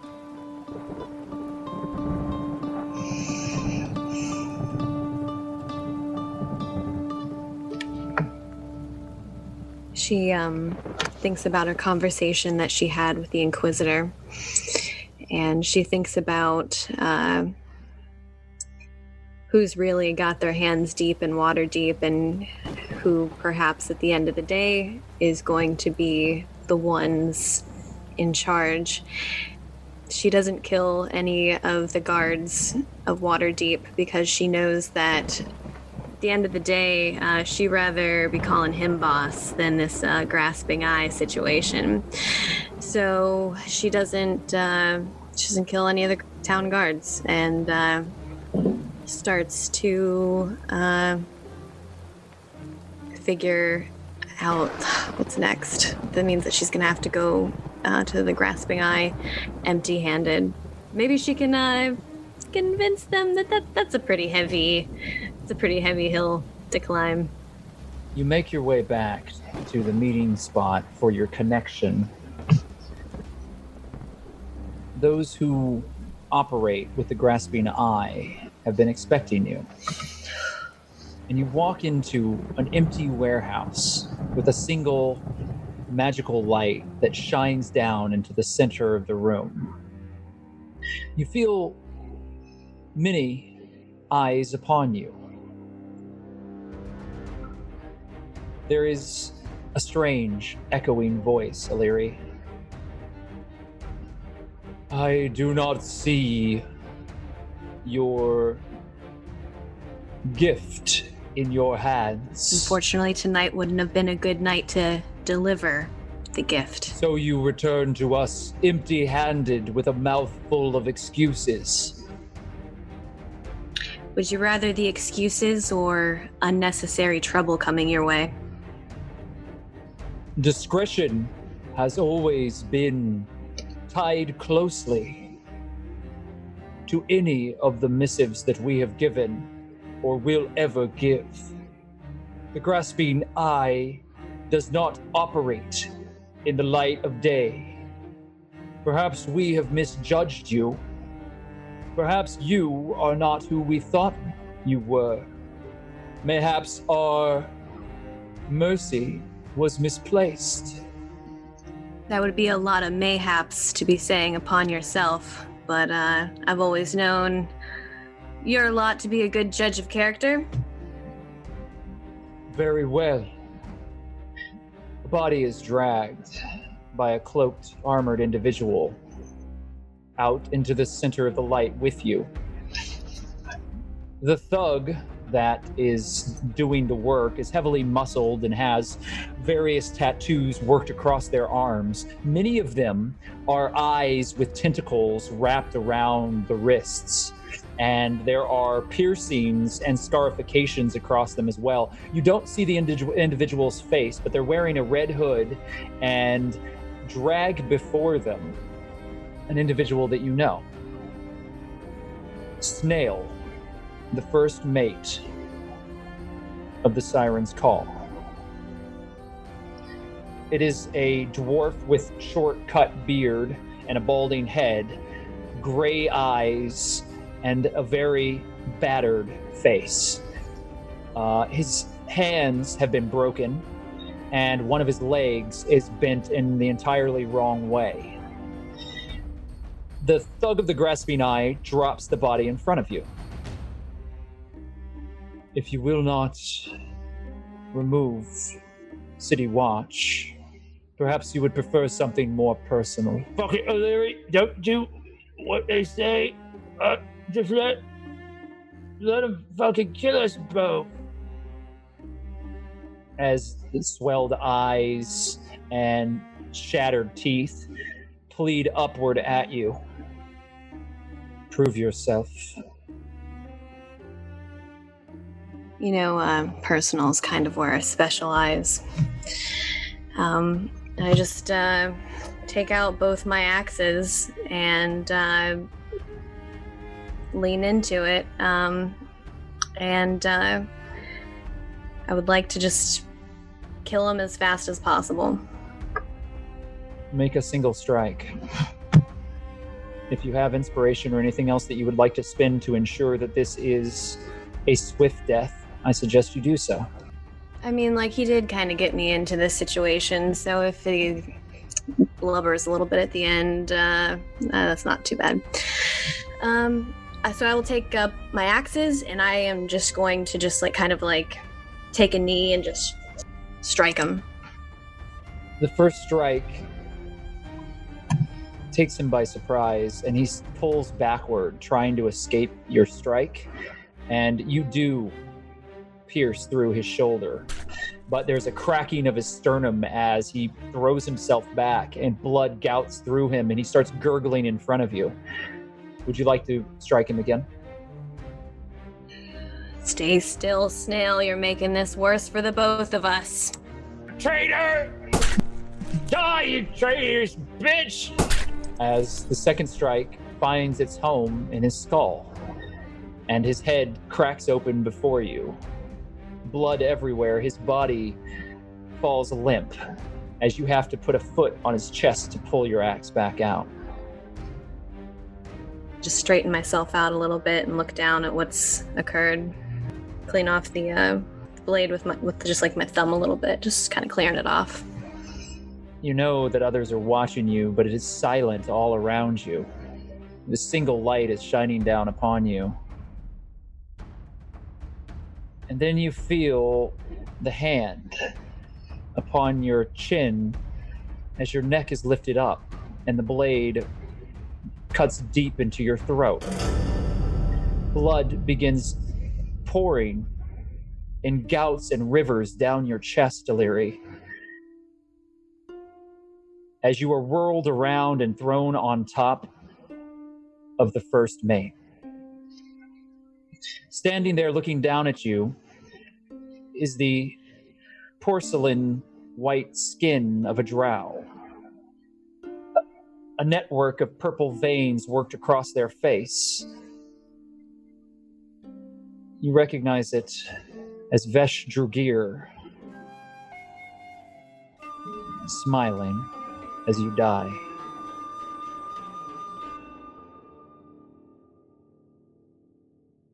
That was on. brutal. That was weird. Okay.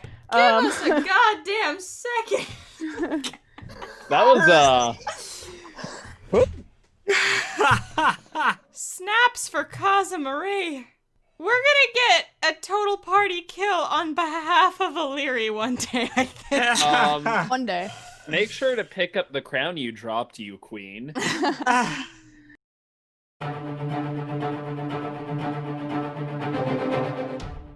Doddle, you turn the corner and you shout out at the opponents in front of you. There are 4 of them, and they do stop for a moment and assess the situation. Saray, you have the enameled red cube with you, the box that you have been instructed to retrieve from this safe house. Okay, so I'm gonna put the box in my bag, and I'm going to leave the room. Get the fuck out of here. And I'm gonna see that Hawke struggling with this box because it is quite heavy, and I'm gonna walk up and help him with the box. Thank you. I need you and Hawke to both make strength checks, please, as you are now lugging this very large box. Hawke could carry it on his own. However, it would mean that you were fully encumbered and unable to do anything else. You would be a sitting duck, effectively, moving very slowly through these corridors. But and with both is of it you can operate still. Is it a strength check or a strength saving throw? It's a strength check. Just Check. roll Just and add your strength. bonus. Yeah. Oh, hey. All right, Okay so for ourselves. yeah, Bad, we're I'm not. pretty good here. Okay. I'm not going to make you roll again unless you hit some specific obstacle that's going to require it. And the 2 of you begin carrying on either side this treasure chest. Are you carrying the red enamel box in a bag, or are you carrying it's in my little like side bag. Well, like it's a cube. Oh. But yeah, it's on your back. You Okay. can put it into a bag and carry it there. You have one hand each that is a free, so that means that you'll be able to do some things, but you're not going to be able to do everything. If you have Okay. multiple attacks, you just reduce it down to 1. Got it. And that's as long as you're carrying this. You can always set it down and then move normally, but it's going to take another action to pick it back up. Is Got all it. that clear? All right.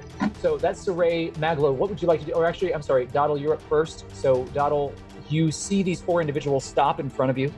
What would you like to do? They're right here. So, knowing Doddle, she's probably a little teary-eyed because, this isn't the best day in the world.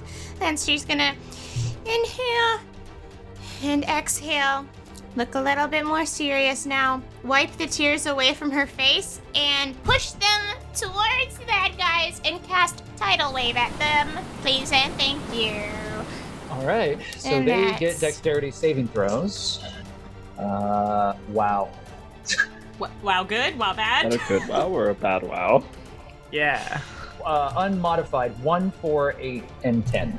10 is the highest. So Love Ooh. that for us. they all fail. Get out the Yeah. way! So you are in a bit of luck. You do throw a tidal wave forward. Go ahead and roll the damage. Good. Go. Let me refresh real quick. I'll do All right. that. We could just do it the old-fashioned way. Whatever works for you. We might have to do it the old-fashioned way, which is give me a moment here. So that's boop. I have to roll a 1 second. Let me get my dice.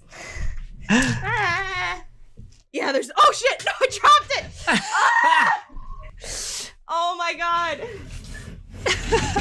As you can see here, Yeah, somebody start See, this is the difference between Realms Apart and your home game. Where did it go? We use Roll20.net that avoids these issues.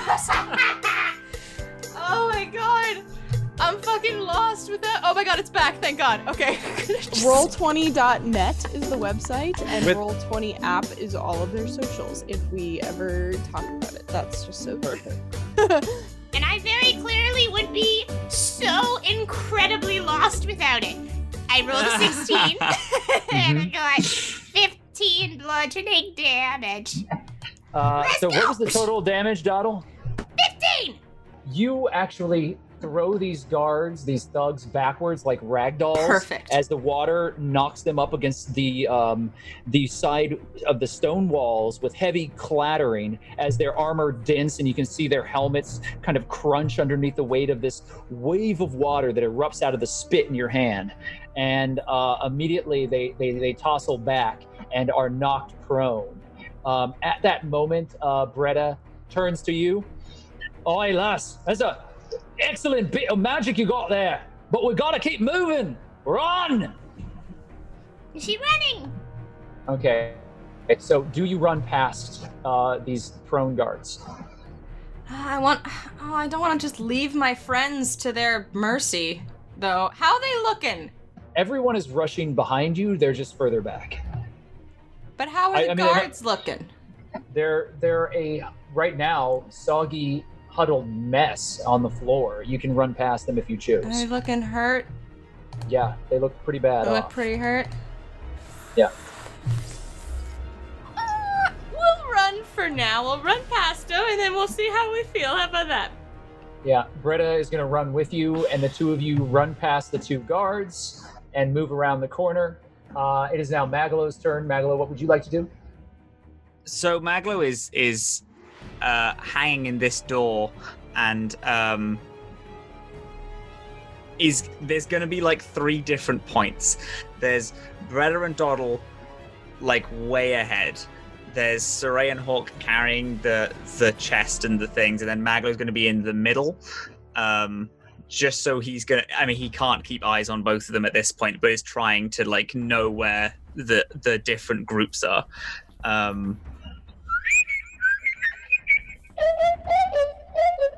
He gave Busby to Doddle because So Doddle was then freaking you out.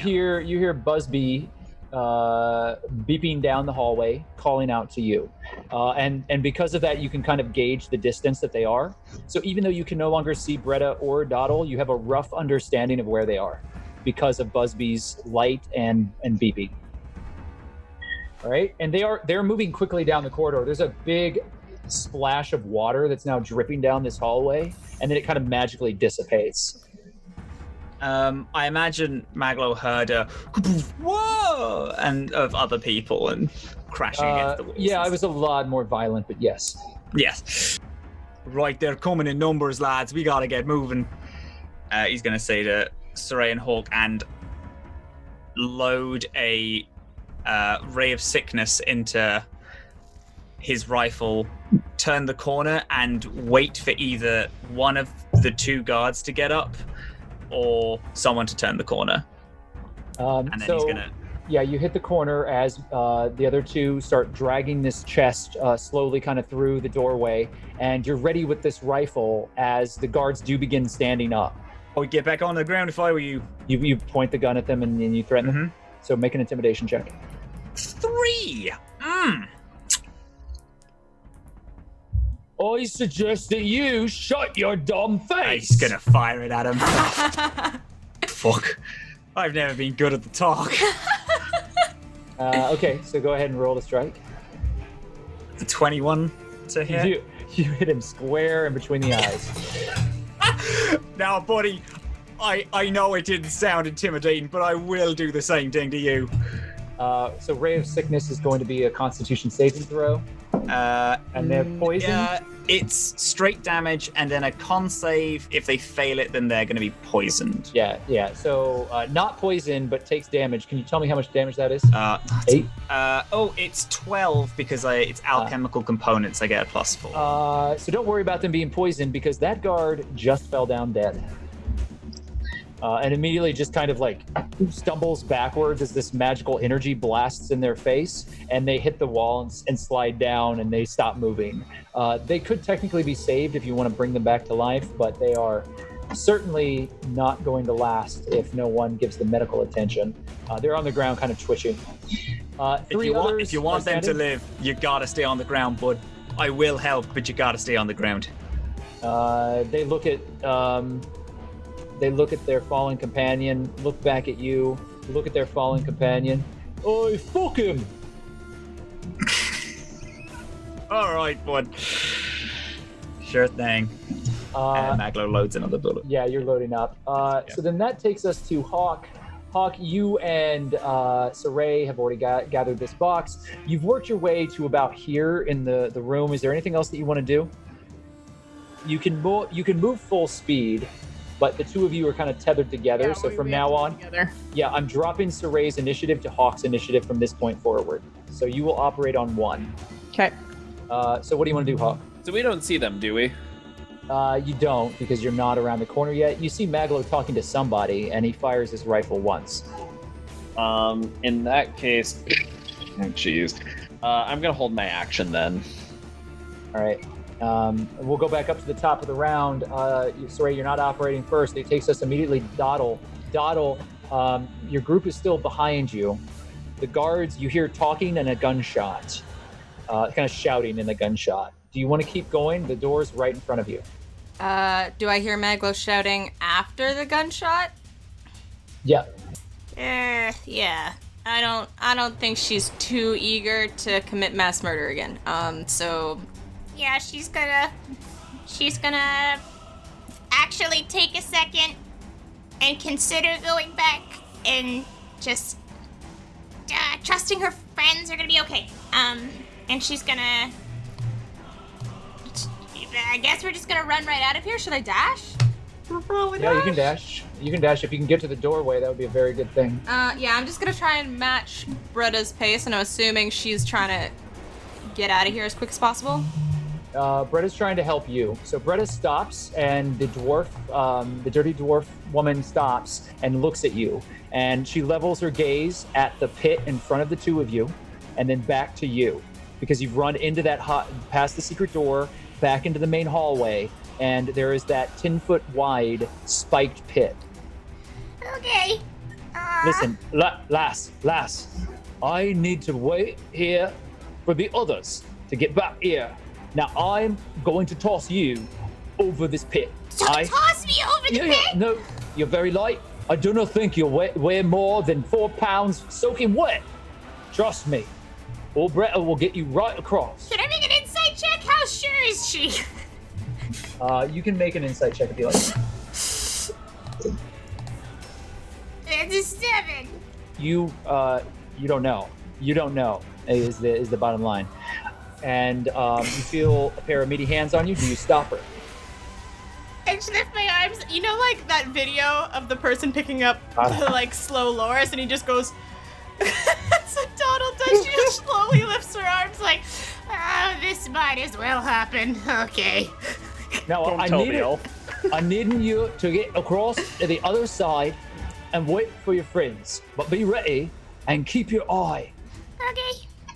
Well, I mean, I hope I keep both of them after being tossed across this pit of spikes. Oh yeah. And now do not move. And she pulls back and flings you over the pit. And you very easily fly over the pit, and then you can make an acrobatics check to gracefully touch down. Otherwise, you're going to fall on your backside. It's a natural 20. So go ahead and roll again to see how well you roll. Because as it stands, it's pretty graceful. 13. So you do land on your feet, and it's almost as if you just made a little hop, and you stop. Now, see, lass, I told you could do it. Doddle pulls a Calder and just goes, I did not doubt it for a moment. Nye. And so you can see Bretta is now very eagerly watching the door. Doddle, you hear more shouts and boot prints from the other corridor as a group of guard immediately turn the corner and Bretta shouts and starts engaging with them with her massive sword as she's swinging into them and bashing into them, pushing them. It looks like 4 of them, trying to push them back into the corner. Hurry! You got to get out of here! Okay. And that was shouted not to you, Doddle, but to your companions down the hallway. Everyone hears Bretta shout. I cannot hold them back much longer! Okay, I'm gonna... Maglo, you are up. What do you want to do? Oh, was that my whole action to just get tossed? No, I'm sorry, Doddle. If That's there's something okay. else that you want to do. Well, I was gonna do as I'm told, and I was gonna run. You can make all the way to the door, and you hit the door. And if you recall, the door had closed behind all of you. Oh, no. It was a stone sliding door. Oh, no. Ah, beans. Okay. Can I look for a way to open it? Yeah. Do you remember? Because you remember there's the eye with the hand grasping onto it? Yeah. And it was on a disc. Yeah. And you remember Bretta sliding the disc. Do you remember the directions that Bretta used to open the door? No, I haven't finished editing the last session yet, so it's not retained up here. Oh, God. Oh, no. I will let you make an intelligence check Oh, thank you. to have Doddle recall the pattern. Oh. Because you know that this disc moves, but you have to remember the motion. 24! And so, Doddle, you take your little goblin hands and you push them up onto the eye, and you slide it all the way over, up, down, and then all the way back past the center to the other side, and then back to the middle, which is the exact opposite of the direction that it was in the other side of the door. So it is... if you had done the exact thing that Bretta had done, that would have been incorrect. Because you're on the other side of the door now. It's the mirrored opposite of it. And so the door immediately rumbles and begins opening slowly in front of you. But it's like watching it as it...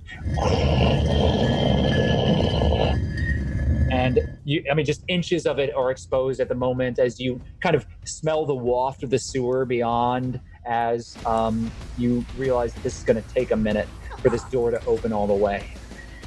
That is Doddle's turn. Maglo, you're up. Maglo goes up closer to the one guy who's not out. Whereabouts is the door through to the other section? Okay. I'm giving you a ping right there. Mm-hmm.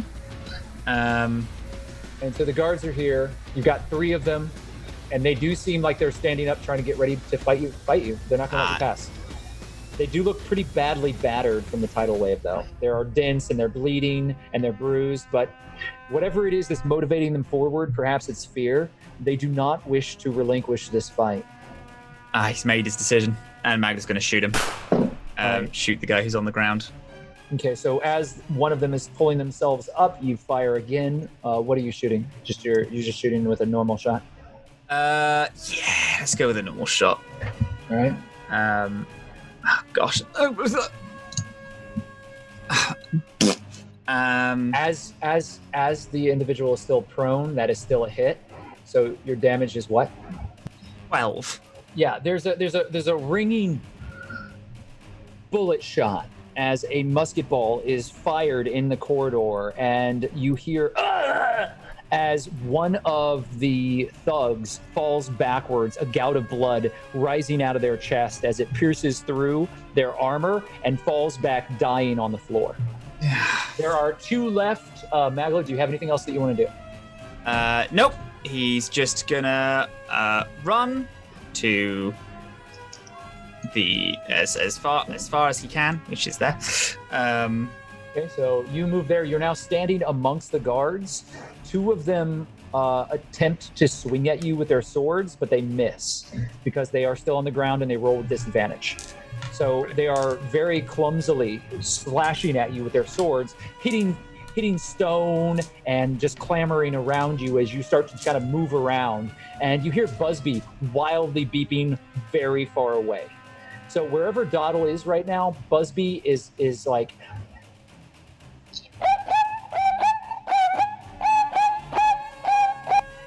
But I mean, your little brass automaton is quite a distance away from you. Yep. All right, so that is it for Maglo. Maglo, you've ended your action right there. Hawke and Saray operating on 1. Saray, you had a held action. What does the two of you want to do? I think, do we want to move? Do you want to dash? Or do you want to move? I still have my held action too. Okay. I say we move to the edge that as far as we can in movement, and then we attack whatever is attacking Maglo. Yeah, We need to get them out of the way anyway. You can get right here with just a regular 30-foot move. Okay, so you can get right here to the corner if you just do that.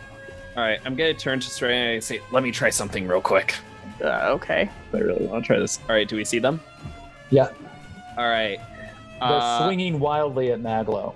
I go to the one that I just first see, and I point my finger at him, and then my eyes kind of glow with this purplish light, and then it fades, and I make this circular movement with my fingers, and as I do, they kind of appear astral, then these iron feathers kind of ring around his head, swirl around, then turn sideways and go, and they kind of cut into his skull just a little bit, and I cast Crown of Madness on him. Woo! All right, Crown of Madness is a wisdom saving throw. Yeah, DC 15. Okay, and the individual is racked with these ethereal black thorns that appear out of the energy in the air, and they grasp onto the face as the individual screams. He fails. And I command him to attack his friend. And so he just use that as a distraction. He drops his sword and leaps on top of his companion, and immediately tries to strangle his ally, as the two of them are wrestling on the ground in front of Maglo. All the rest of you are able to move now. There are no opponents in front of you, and at the end of the round, Saray, you have an action. What do you want to do? Okay, so no one's there now. Well, there are two opponents that are fighting each other on the ground. You can move past them. Yeah, let's move. Can I use this action? I know Hawke can't move, but we can't move right? Because he used his action. You both already moved, so your action is happening at the same time. So right, Hawke has already used his action. So you can't dash if that's what you're right. asking. Yeah. You gotta wait. I have the thing. So I'll hold my action then. You can't hold your action. It's the end of the round. So you're just going to let go of your action? Yeah, I mean, okay. I can't do anything, so... Okay, great. So back up to the top of the round, Doddle. The doorway is open enough for you to slide under. Do you want to wait for your allies, or do you want to go? I was told to leave for my friends, and I don't think I could leave without them. As it slowly starts opening up, it's only about eye level to you right now. So it's about 4 feet up off the ground, and it's slowly raising up.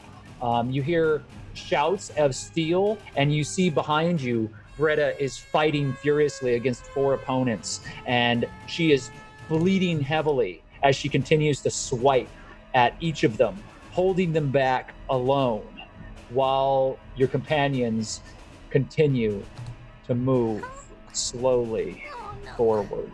She's too far So away. Maglo, it's your turn. What do you want to do? Wait, no, she's too far away for me to do anything, right? Oh god, 120 feet. So okay, I'm gonna hurl some not fireballs. Whoa. That'd fix the problem, but it also caused another one. Yeah, I'd like to hurl some more scorching rays at the people fighting her. Please and thank you, just like baseballs. All right, so you're going to throw some scorching rays. Yeah. Go ahead and roll each of them. All of them strike, and yeah, nice. you do manage to bat off. One of them misses, but you do manage to bat off some of the opponents off of Bretta, buying Bretta enough space to be able to fight. She's clearly a very skilled warrior, And fighting these 4 opponents, while it is very taxing for her, it doesn't seem like an impossible deed. And she's covered in her own blood and some of theirs. One of them, she takes the advantage, steps forward, and her enormous sword swings outward, and she cleaves across them, and they fall. So now she's only facing 3 opponents, thanks to your support with the firebolts. Doddle's just pacing and hopping up and down like a kid that has to go to the bathroom. And I'm done. All right. And Maglo, you are free to act now. Are you dashing, or are you doing something else? He's not dashing. He's gonna run the 30 foot. Can he look past the door now? You can see here, you see light flickering, and you hear the clamor of a fight happening. Steel on steel and armor clanging. Okay. He's gonna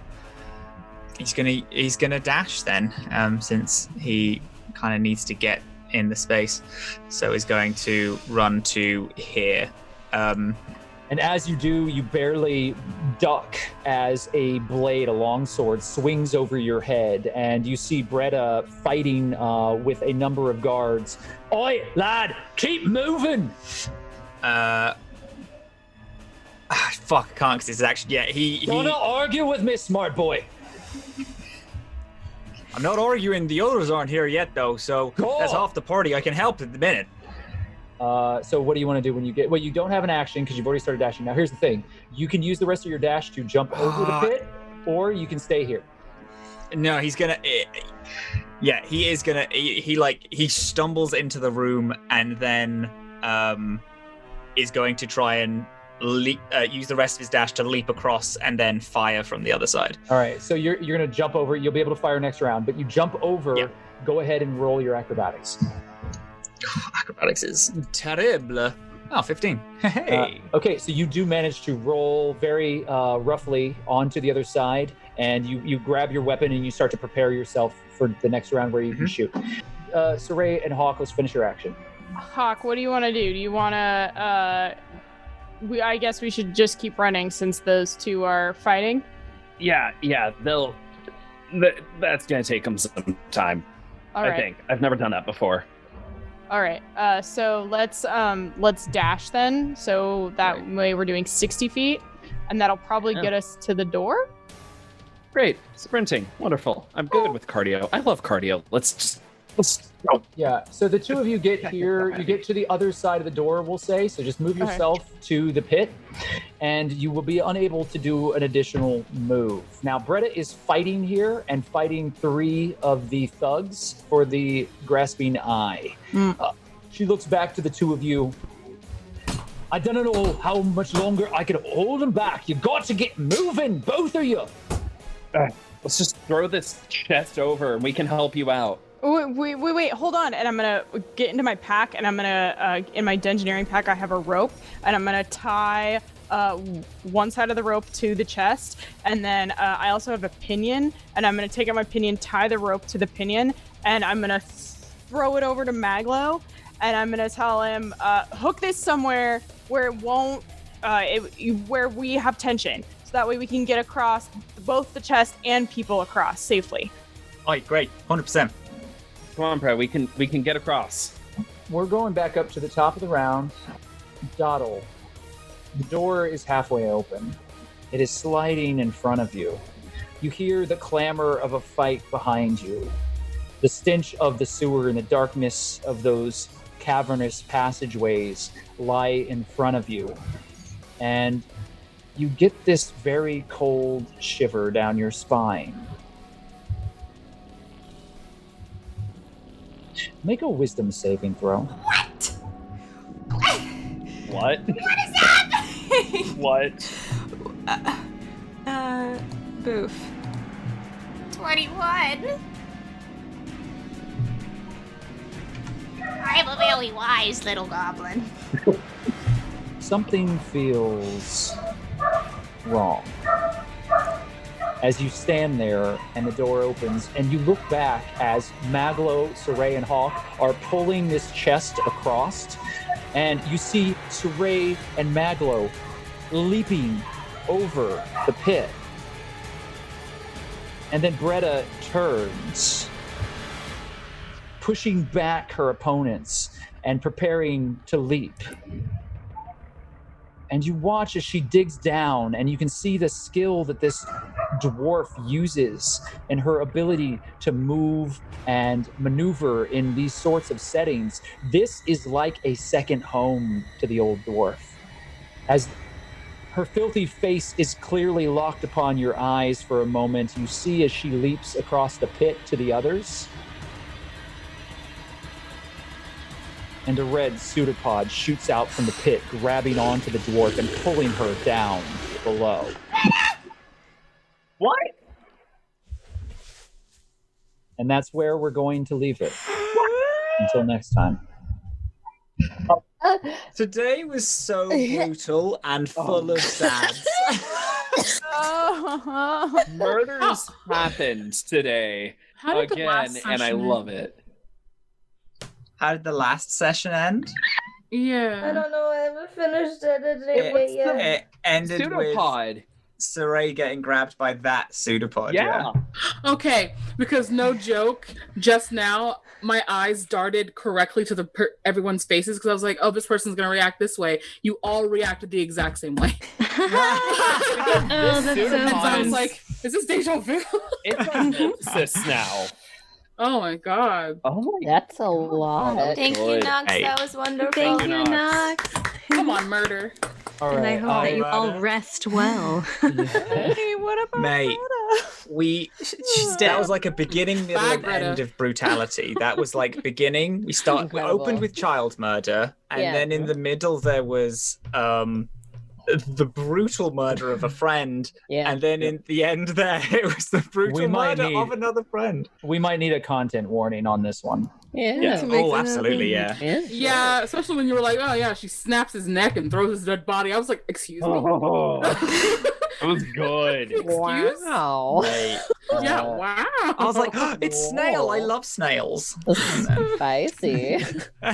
That freaking, oh gosh, like the moment Bruh. Meg threw the trident.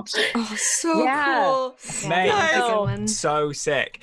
Yeah. I really I'm want- so Man with a glad. I trident. really want to hang out with Filthy Meg at some point, and I know Oh, that yeah. she's So like, much.